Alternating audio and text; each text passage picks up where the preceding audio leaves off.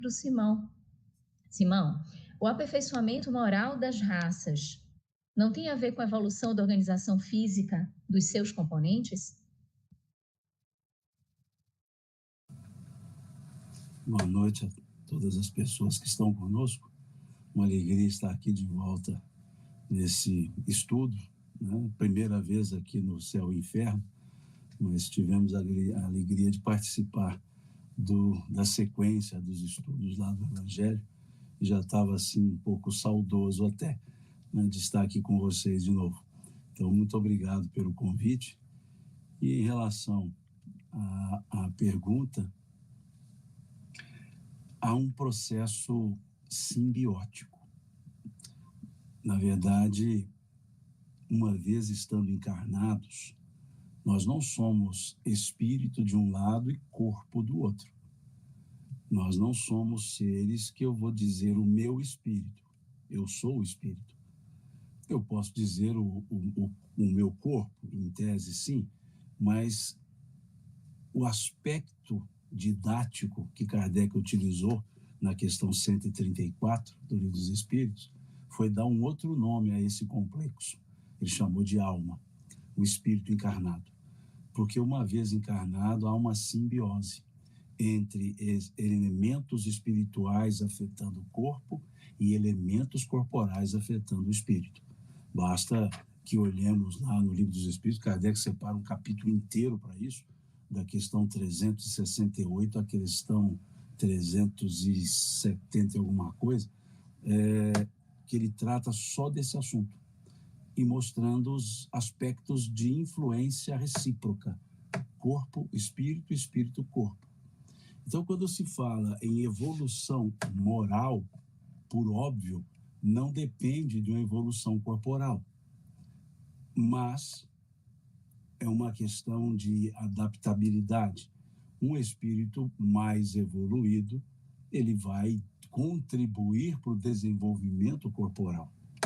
E aí nós já temos que dar um pulo um pouco, porque se nós olharmos apenas a estrutura material, nós não teremos alguns pontos de ligação, alguns elos, entre diversos momentos do aperfeiçoamento daquilo que hoje é a raça humana. Nós não teremos um ponto de referência entre o Pithecanthropus erectus e o Homo habilis. Nós não teremos um ponto de referência entre o Homo habilis e o Homo de Neandertal, Cro-Magnon, o Sapiens Sapiens. Sempre falta um ponto.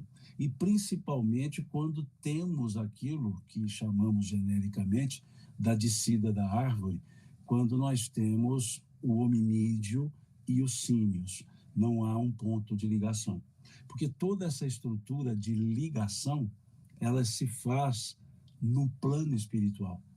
Ela se desenvolve ali quando o espírito está apto a uma outra estrutura corporal.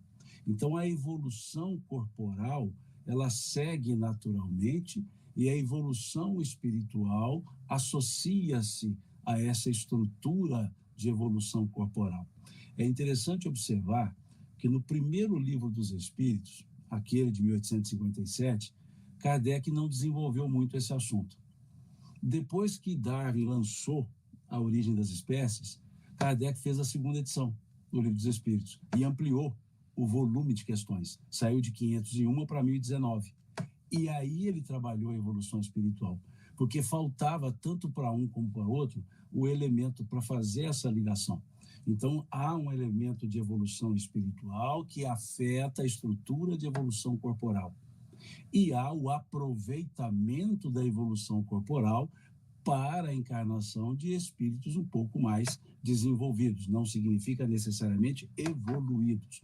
Óbvio, um espírito que habitou um Pithecanthropus erectus, quase que ainda sem consciência da sua existência, não é da mesma evolução que aquele que ocupou um corpo, por exemplo, de um Cro-Magnon, que já tinha um cérebro menor, já tinha uma capacidade intelectiva maior. Então, obviamente, havendo a possibilidade corporal, há uma presença espiritual. Mas não podemos criar elementos deterministas, que somente corpos de períodos evolutivos mais avançados é que teriam espíritos mais avançados, ou o contrário. Nada é determinista. Se nós fôssemos observar nesse nível, Jesus não encarnaria, porque o corpo que ele utilizou não é diferente do nosso. E, no entanto, ele é muito mais evoluído que todos nós. Então, quem pode o mais, pode o menos. O espírito com menor evolução não adaptaria a um corpo mais desenvolvido. Um espírito de maior evolução adaptaria a um corpo menos evoluído. Então, embora haja uma simbiose, não podemos criar uma interdependência como que ligando corpos a espíritos no aspecto evolutivo.